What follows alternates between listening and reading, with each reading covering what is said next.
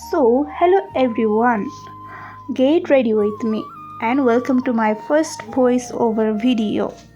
र फर्स्ट भन्न त मिलेन मैले बनाउँदै डिलिट गर्दै गर्छु र यो हालै भने चाहिँ मेरो फर्स्ट हुन्छ।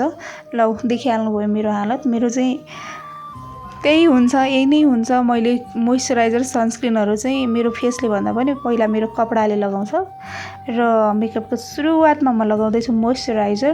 र विशेष गरी चाहिँ आज चाहिँ म तपाईँहरूलाई चाहिँ एज अ न्युज एङ्कर स्टुडियोमा चाहिँ जानु अगाडि चाहिँ कसरी प्रेजेन्ट हुनुपर्छ, एज अ न्युज एङ्कर हुनुपर्छ भन्दा पनि म एज अ न्युज एङ्कर भएर चाहिँ स्टुडियो जानुभन्दा अगाडि चाहिँ कसरी प्रेजेन्ट हुँदैछु भन्ने विषयमा बारेमा चाहिँ यो भिडियो बनाइरहेको थिएँ, खिचेको थिएँ अफिसमा र घरमा आएर चाहिँ भोइस ओभर गर्दैछु। र मैले यो पार्टमा चाहिँ सनस्क्रिन चाहिँ स्किप गरेको छु किनभने मेरो बेलुकाको 7 बजेको न्युज छ र देख्न सक्नुहुनेछ म कति क्लम्जी छु भनेर। हरेक कुरा मेरो हातबाट खसि नै हाल्छ, फुटि नै हाल्छ, त्यो एकचोटि समाइसिन खस्ने भन्ने नै हुँदैन। र हुन त खासमा बेलुकाको समयमा भए पनि सनस्क्रिन चाहिँ युज गर्नुपर्ने हो, स्क्रिनको लागि भए पनि। स्क्रिनले पनि त हाम्रो स्किन ड्यामेज गर्छ अरे नि त। सो तर त्यो मेरो मुड अनुसार फरक पर्छ, के युज गर्ने के युज नगर्ने भनेर। मुड अनुसार भन्दा पनि अब खासमा चाहिँ हामी चाहिँ स्क्रिन फ्रेन्डली हुनुपर्ने हो। हाम्रो मेकअप चाहिँ एकदमै हेभी हुँदैन र यो ग्लोसी मेकअप भन्दा पनि हामीले चाहिँ म्याट मेकअप गर्नुपर्छ र हामी चाहिँ एकदमै स्क्रिन फ्रेन्डली, स्क्रिनलाई सुट हुने खालको चाहिँ मेकअप गर्नुपर्छ हामीले। र म लगाउँदैछु फाउन्डेसन, ट्याप गर्दैछु र यसपछि मैले के लगाउँछु थाहा पाउनको लागि भिडियो हेर्दै गर्नुहोला। र ट्याप गरेँ, कानतिर पनि लाउनु पर्यो। अनुहार गोरो, कान कालो, घाँटी कालो, अनुहार गोरो भयो भने कार्टुन जस्तो देखिन्छ। सो मिलाउन त पर्यो। र अब म के लगाउँछु भन्दाखेरि म लगाउँछु आँखामा कन्सिलर। योभन्दा अगाडि चाहिँ म कन्सिलर लगाउँदैन थिएँ मेकअप गर्दा चाहिँ, अनि युज गर्दैन थिएँ, किनेर मात्र राख्थेँ, यत्तिकै हुन्थ्यो कन्सिलर। अनि एक दिन पार्लरमा जाँदाखेरि चाहिँ एकजना दिदीले कन्सिलर लगाएर गर न, मेकअप राम्रो हुन्छ भन्नुभयो। अनि त्यो दिनदेखिबाट चाहिँ म कन्सिलर लगाउन थालेँ र राम्रो नै हुँदो रहेछ। र अब म लगाउँछु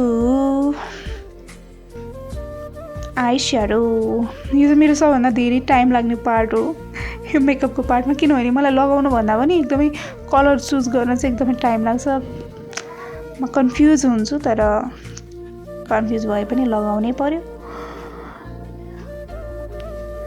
र यो भिडियो बनिसक्दाखेरि मैले यो भिडियो हाल्छु कि हाल्दैन पनि मलाई थाहा छैन, किनभने हरेक पटक मलाई क्यामेरामा कैद गरेको हुन्छु र भोइस ओभर पनि गर्छु र लास्टमा म भिडियो पनि हाल्छु तर प्राइभेटमा हालिदिन्छु, किनभने त्यहाँ कुरा आउँछ लाजको। मलाई एकदमै लाज लाग्छ। सो अब चाहिँ म लाज नमानिकन हाल्ने सोचमा छु, के हुन्छ हेरौँ लास्टसम्म। र मैले लगाएँ सायद गोल्डन कलरको आई स्याडो र म लगाउँदैछु मस्कारा। यो मस्काराको एकदमै नराम्रो पार्ट भनेको चाहिँ अरूको चाहिँ के हुन्छ थाहा छैन, मेरो चाहिँ यो मस्कारा चाहिँ एकदमै अनुहारभरि लतपत्तिन्छ क्या। आज लतपत्तिने पनि होइन, अनुहारै कालो हुन्छ, सधैँ नै हुँदैन त्यस्तो, प्रायः त्यस्तो नभएको त दिनै हुँदैन। त्यहाँ माथि एकदमै हतार भइरहेको हुन्छ, अनि हतार भए माथि पनि के भन्छ नि, हतारको बेलामा के भने जस्तो। र मेरो फेरि लागिसकेछ माथि आँखामा।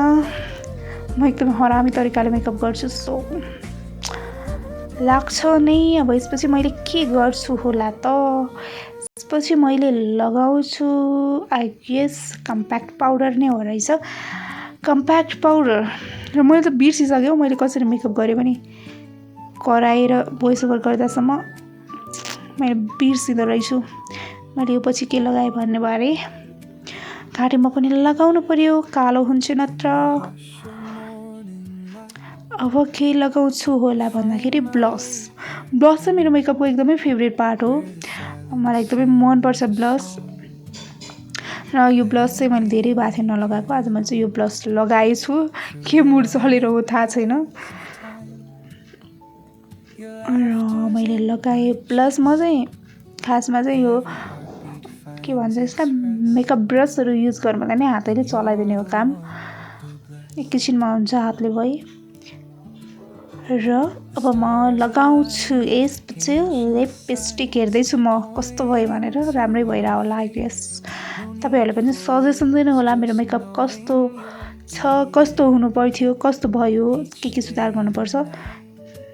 र लगाउँदैछु लिपस्टिक। र म चाहिँ यो एज अ स्क्रिनमा काम गर्दाखेरि चाहिँ रेड लिपस्टिक प्रिफर गर्छु, किनभने चाहिँ एकदमै खुलाउँछ क्या रेड लिपस्टिकले अनुहार राम्रो ग्लो दिन्छ भनौँ न। अझ एकदमै ग्लो दिन्छ र लगाउँछु। र पहिला म लिपस्टिक लगाउँदाखेरि चाहिँ त्यो पुरै त्यो के भन्छ यो माथिको त कभरले नै लगाउँदा क्या लिपमा, त्यो लगाउँदाखेरि चाहिँ एकदमै क्र्याक हुन्थ्यो। अनि आज चाहिँ मैले यो ट्राई गरेँ, एकदमै यो हातले लगाउन एकदमै वर्क गर्दो रहेछ। यसले लगाउँदाखेरि चाहिँ मेरो कतै पनि क्र्याक भएन र स्टिल अहिलेसम्म पनि क्र्याक भएको छैन। मैले मेकअपै पुसेको छैन घर आएर। र लगभग मेरो मेकअप सकियो। अब मैले के गर्छु, कपाल। मलाई सबैभन्दा झन्झटिलो पार्ट कपाल। मलाई के गर्नुहुन्छ कपाल। र प्रायः चाहिँ म आइरन गरिरहेको हुन्थेँ, किनभने चाहिँ न्युज भन्दाखेरि कपाल अगाडि आयो भने राम्रो देखिन्न, पछाडि नै हुनुपर्छ हाम्रो कपाल।